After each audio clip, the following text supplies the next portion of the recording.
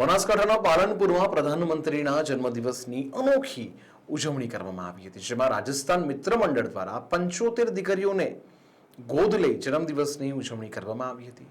પાલનપુરની પ્રાથમિક શાળાની 75 દીકરીઓને ગોદ લેવામાં આવી હતી. વડાપ્રધાન નરેન્દ્ર મોદીના 75મા જન્મદિવસના અવસરે પાલનપુરમાં એક અનોખી અને પ્રેરણાદાયી ઉજવણી કરવામાં આવી હતી, જેમાં રાજસ્થાન મિત્ર મંડળ દ્વારા 75 દીકરીઓને ગોદ લઈ તેમની શિક્ષણની સંપૂર્ણ જવાબદારી સંસ્થાએ સ્વીકારી છે. આ અવસર પર પાલનપુરની પ્રાથમિક શાળાની દીકરીઓને સંસ્થા દ્વારા શૈક્ષણિક ખર્ચની જવાબદારી લેવાનો સંકલ્પ જાહેર કરવામાં આવ્યો હતો.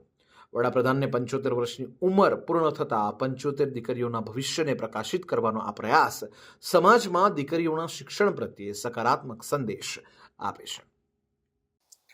આજરોજ અમારા પાલનપુર સ્થિત રાજસ્થાન વ્યાપારી મિત્ર મંડળ દ્વારા 75 દીકરીઓને માનનીય વડાપ્રધાન નરેન્દ્રભાઈ મોદીજીના જન્મ દિવસે એમના શૈક્ષણિક કાર્ય પૂરતા એમને દત્તક લેવાનો સંકલ્પ લીધો હતો અને આજે એમને 75 દીકરીઓને શાળાની ભણવાની કીટ આપી અને આજથી એમને શરૂ કર્યું છે આખું વર્ષ. આ વેપારી મિત્રો આ 75 દીકરીઓનો અભ્યાસનો ખર્ચ ઉઠાવશે અને આ દીકરીઓ ભવિષ્યમાં આપણા ભારત દેશની શ્રેષ્ઠ નારીઓ બને એની શુભેચ્છાઓ આજના પવિત્ર સ્થળ ઉપર એટલે કે પાતાળેશ્વર મહાદેવના સ્થળ ઉપર આ સંકલ્પના કરી અને માનનીય મોદીજીના જન્મદિવસની એ લોકોએ આ સેવાની એક અમૃત વાણી વહાવી છે.